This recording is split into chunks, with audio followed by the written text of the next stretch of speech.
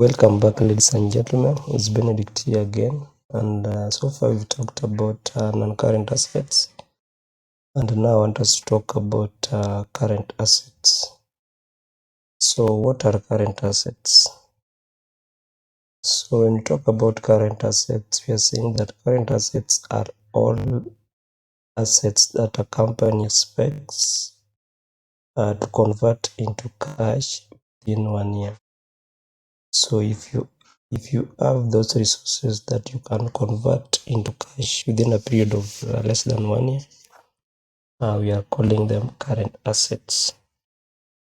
And then we are saying they are commonly used to measure the liquidity of a company. So when you want to measure the liquidity of your business, you will look into those assets or those resources that you can readily convert into cash within a period of less than 1 year. So we have various rather different categories of current assets. We have cash in hand. We are saying cash refers to money that is readily available for use. It may be kept in physical form, digital form, or invested in short-term money market product. And then in economics, we are saying that cash refers to money that is money that is in physical form. So I think this one is self-explanatory. And then we also have cash equivalents. So we are saying cash equivalents are any short-term investment securities with maturity periods of 90 days or less. They include bank certificates or deposits. They also include bankers' acceptances. They also include treasury bills. They include commercial paper and other money market instruments. So the investment securities that we can convert into cash within a period of less than 90 days or 90 days and below, we are calling them cash equivalents.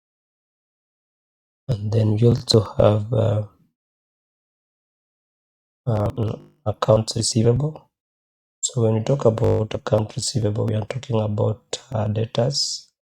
And then we are saying account receivable represent the credit sales of a business which have not yet been collected from its customers. So when you sell goods to customer, normally you can sell to them in cash, or you can sell to them in credit.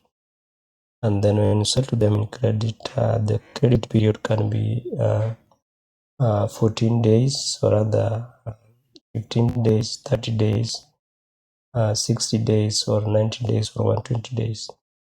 But the period, the credit period has to be within 1 year. It should be less than 1 year. So we are calling them account receivable. So these are the amount that should be you'll receive from your client at a later date, but the later date should be a period within 1 year or less. Then we also have stock inventory, and we are saying that stock inventory is the supply of finished goods available to sell to the end customer. Inventory can refer to finished goods as well as the components used to create a finished product. So when you have raw material that you've received from your suppliers that you want to use to manufacture some other goods until they become finished products, we are calling such kind of raw materials as stock inventory. And then they are being called stock inventory because you'll use them in a period less than 1 year. And then if they are finished products and then you'll sell them within a period of less than 1 year, we are also calling them current assets. So let's move on. And then we also have prepayments, and then we are saying prepayments or rather prepayment is any payment that is made before its due date. So when you make a payment for a due date,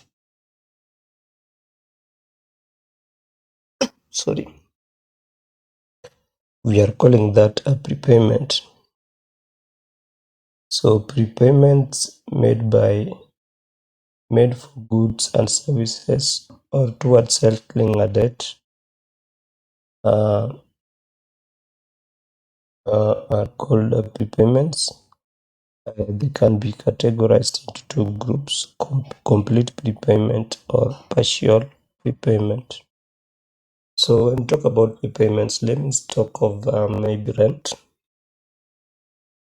You could be paying rent on a monthly basis of maybe 30,000 or maybe let me say $5,000. But then rent is always being paid before the beginning of a particular month. So when you pay rent maybe for 3 months, yes, we are paying 3 months rent in advance. So the advance payment is what we are calling the prepayment, because you are paying for something that is not due. So when you say that you are paying for March and now you are in January, the rent of March is not due, but you paid for it in advance. So we are calling that a prepayment. So when we talk about complete prepayment and partial prepayment, we mean a complete prepayment involves payment for full balance of a liability before the official due date. So let's talk of liability that is due in March, and the liability is the amount of that liability is $30,000. So the due date of the liability is 1st of March, and then you are paying for this liability in January, and the due amount is $30,000. When you pay this $30,000 in January, we are calling that one a prepayment because the due date is 1st of March. And then again, you can also pay for the $30,000 in installment, or rather, you can partially pay for the $30,000. So the due date is 1st of March, and the due amount is $30,000. And then instead of paying $30,000, we are paying $15,000. So it is a partial prepayment of the liability, because we are not paying full amount, and then the due date is a later date, and then the amount you are paying for is the amount you are paying for is 15,000 instead of 30,000.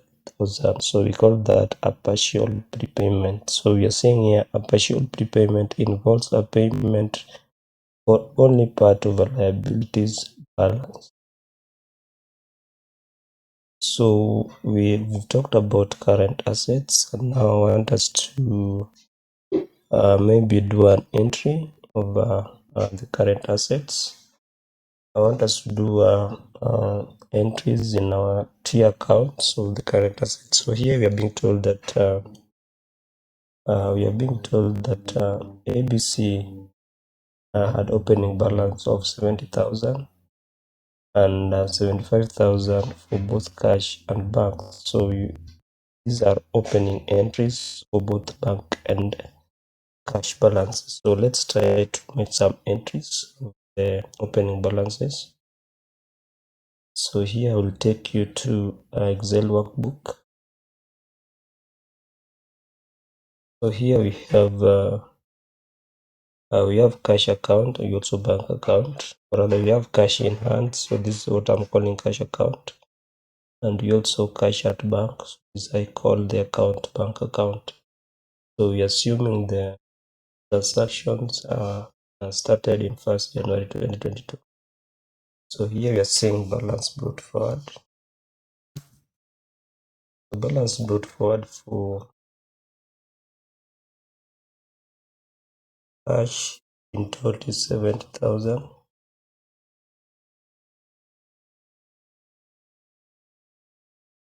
and then balance brought forward for bank.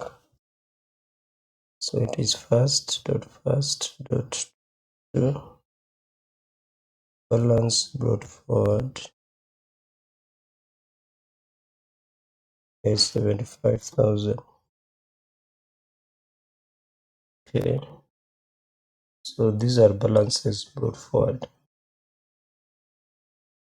So we said that we debit assets and we credit debit assets and credit liabilities, and we debit expenses, and also credit capital. So here we debited our bank and cash accounts. So let's get back to the second transaction. The second transaction, we have been told that ABC bought stock on credit worth 25,000 and in cash worth 15,000. So we are being told he bought stock on credit worth 5,000 and in cash worth 15,000. So here in this case,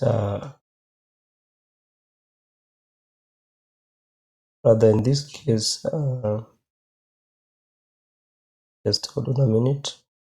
In this case, we have a creditor, rather we have debtors worth 25,000 because he bought a stock worth 25,000, and our cash also reduced by 15,000, and then we also have stock worth 15,000 plus 25,000 because he bought a stock worth 25,000 and 15,000.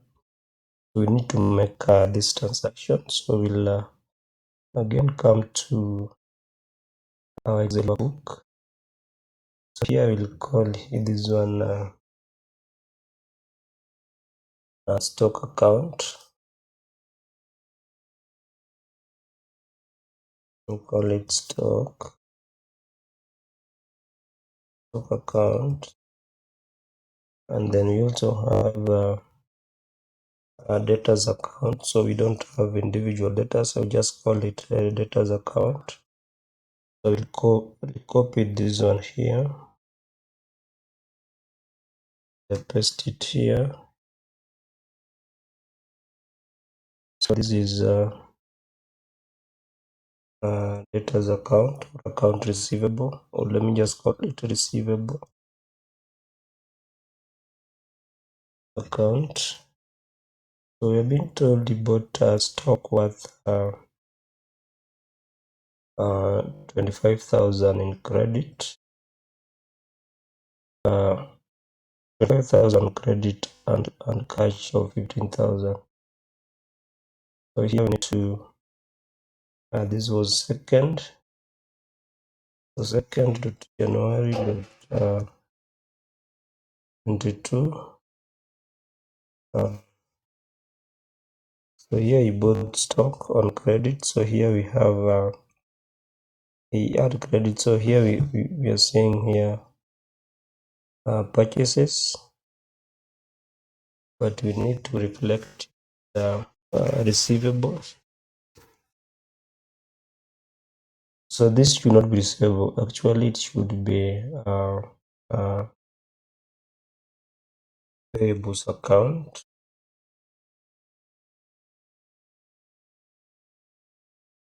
Because he was buying, he was not receiving, he purchased on credit, so this one is payable. So here we'll write here purchases. So here we had purchased on credit, purchased was 25,000,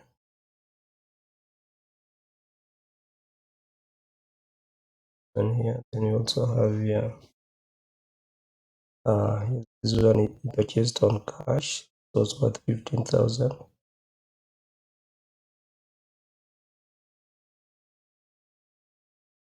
So now we are doing the double entry concept. He purchased. So under payables account we have Here we have on 1st, on 2nd, 20 January 2022. Have stock. So here we have 25,000.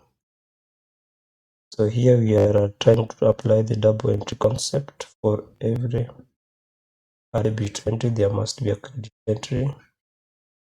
Then again here on he bought stock on cash, so our cash reduced. So the cash was cash in hand, not cash at bank. So here we write here 2nd, 22. We say here stock. So here he bought stock worth $15,000.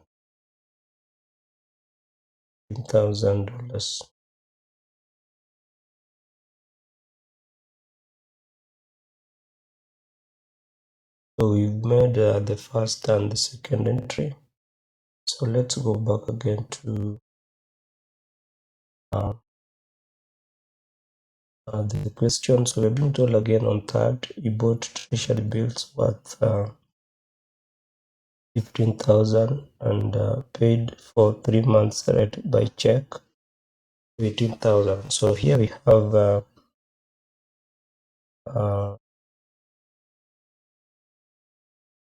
okay, he bought treasury bills. He bought treasury bills worth 15,000 and paid for 3 months rent by check for 18,000.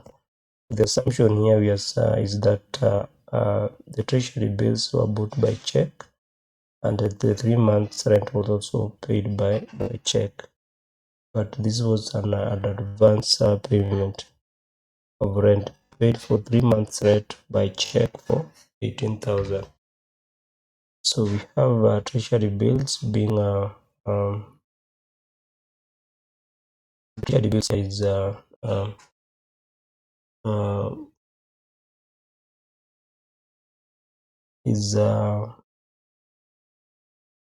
is cash what cash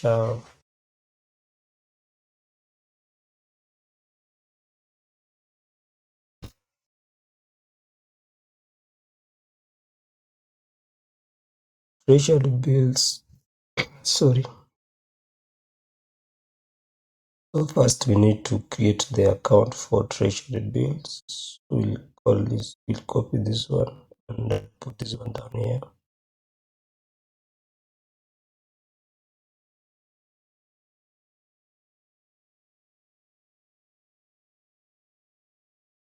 Here we'll edit all details.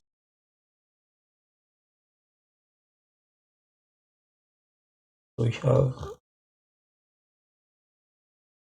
treasury bills account.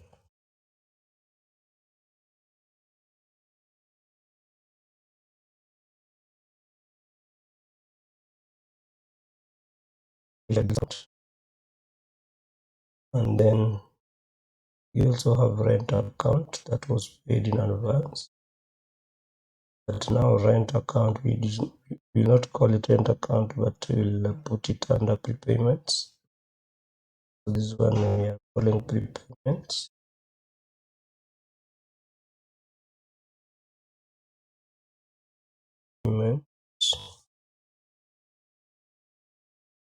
Prepayments here will have different accounts. You can have prepayment for rent, prepayment for something else, but in this case you want to prepay. We want to put prepayment here for rent. So this was rent that was paid in advance. Then treasury bills is a cash equivalent. So let's. But here we cannot write here cash equivalent here. But we'll have quite different key accounts for cash equivalents.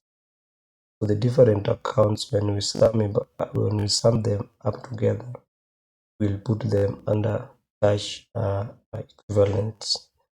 And then we also have prepayments. Then we can also have different quite number of prepayments, but here I just want us to put it as one account. Then we'll put here So we are being told that the prepayment of they bought treasury bills at 15,000 and paid for 3 months rent by check for 18,000. So the assumption here should be that the treasury bill was purchased in cash, and then the 3 months rent was paid for by check. So here will affect check and bank. Here we have treasury bills. So this was on 3rd January 22.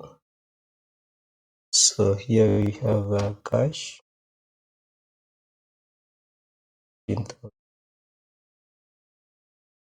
for treasury bills. Then we also have here 3.1.2. So here we have bank.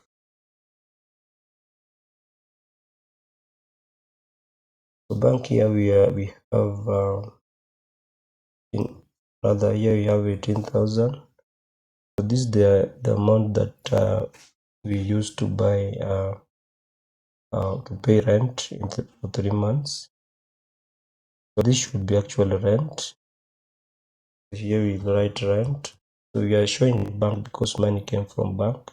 Again, it was meant for rent. And then I will come to bank again. So under bank account, we use the of treasury bill. So here we'll call this one not treasury bill, but this will be rent. It should be 3.1.2. So this is prepayment or rent. Let me call it payment. Payment under rent. And then this was 18,000. Then when we go to cash again, 3.1.22. We use cash to pay treasury bills. So this one I call treasury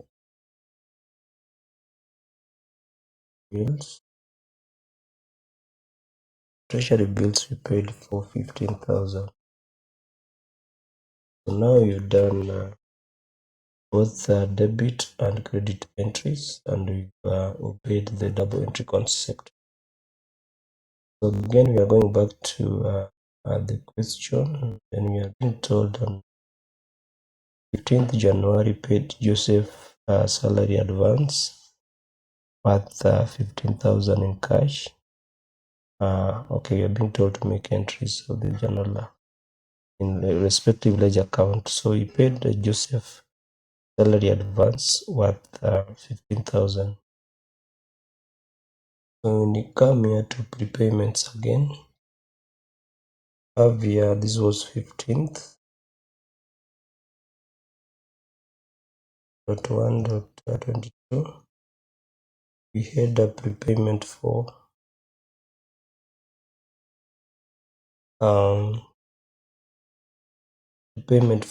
advances. So this was salary advance, but it was paid through cash. So here we'll write cash again, but now we are seeing salary advance, and the amount that was paid to Joseph was the amount was 15,000. So we need to write this one as 15,000, and then the amount was paid in cash. So we have to reduce the cash account. So here we write 15.1.2.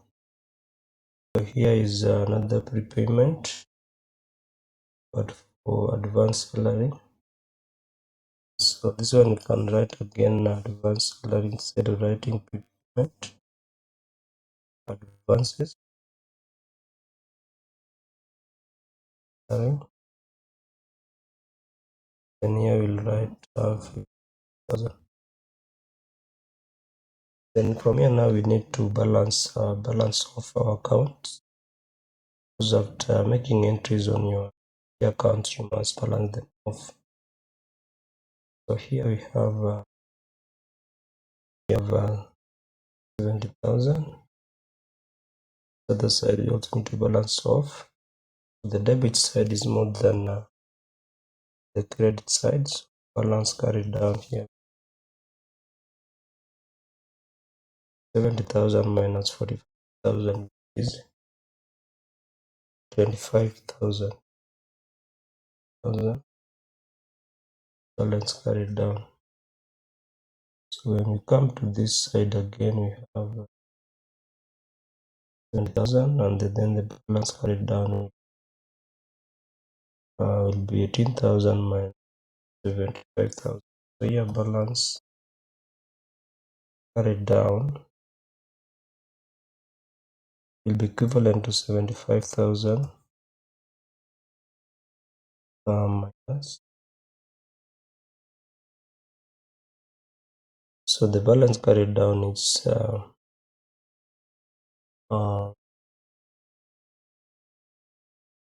7,000 for bank account and 25,000 for cash account. Then when we go to stock account, we have a stock account, we have 40,000, the value of stock.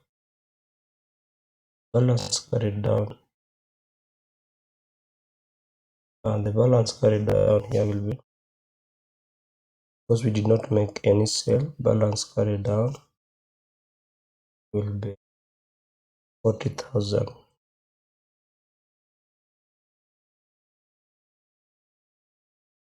We have a debit balance of stock, our assets. And when we go to our payables account, we have 25,000 because we bought stock at 25, so we need to. So here we have balance carried down.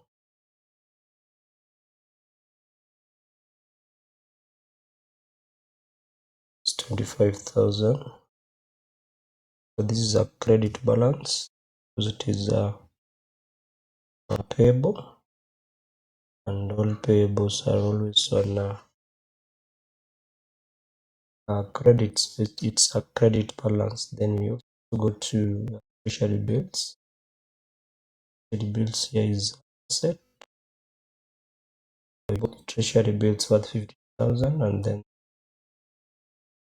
the balance carried down will be 15,000 because we did not receive any amount from the treasury bills. The date of expiry of the treasury bill has not.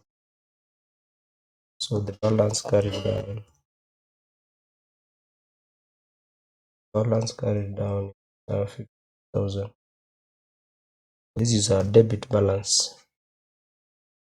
This is our debit balance for our treasury bill, a positive balance. And then when we move to prepayment, also we have 33,000, and the balance carried down is 30,000 as well, because the due date of these prepayments have not reached or arrived, so we still have them as assets. So balance carried down here is 33,000, and then it is a debit balance of 33,000. So these are the balances. So when we talked about the general ledger, so this this debit and credit balances are what will form part of the general ledger, and then from the general ledger, from the credit balances and the debit balances, is what will go to the trial balance, but apparently these are just for current assets. There's no or rather we have current assets, and also we also have a current liability here, because a payable is a liability, but it's a liability which is due within less than 1 year, so it is a current liability. So we have credit balances and debit balances, but the debit balance is coming from the payable. The debit balance is coming from the payable, and the others are debit balances from current assets. So these are the entries that we're supposed to make. So I hope, ladies and gentlemen, you understood how to make entries in respect of the double entry concept. So I want us to stop at this moment, and then when we meet again, we'll talk about liabilities, and then we'll handle liabilities into details. So thanks a lot for watching, and let's meet again.